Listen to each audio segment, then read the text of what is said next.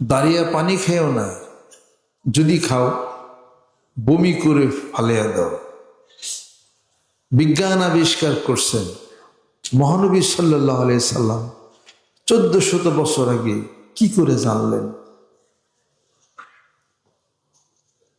ইসলাম মাল হাদিস শরীফ মানলে বিজ্ঞান মানা হবে, কোরআন মানলে বিজ্ঞান মানা হবে, স্বাস্থ্য রক্ষা হবে।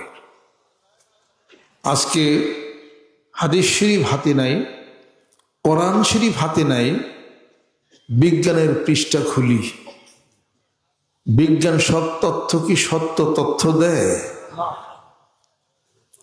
বিজ্ঞান বর্তমানে যা দেখে সেটা বলে, সামনের তথ্য বিজ্ঞান দিতে পারে না। বিজ্ঞানের সব তথ্যই ঠিক না। বিজ্ঞানের তথ্যগুলি হলো ডিরাইভ নলেজ,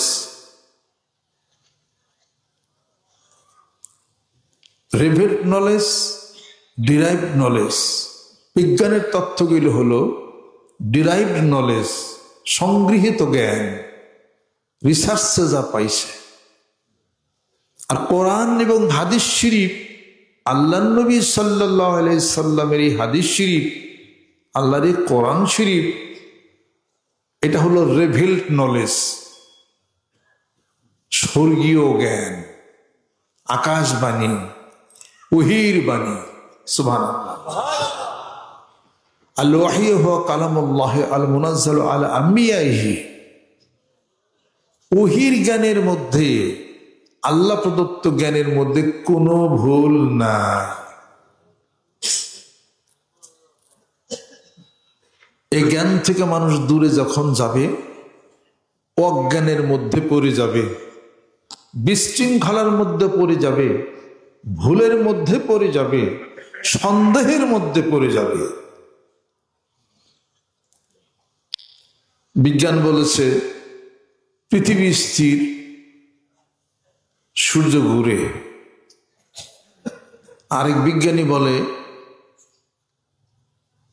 পৃথিবী ঘুরে, সূর্য স্থির থাকে, তাই না? আরেক বিজ্ঞানী বলে পৃথিবী সূর্য যাই ঘুরে, কেন ঘুরে, ঘোরার কারণ কি? বিজ্ঞানী আইনস্টাইন বলতেছে এই ঘোরার কারণ হলো তাদের সুবিধার কারণের জন্য তারা ঘুরে।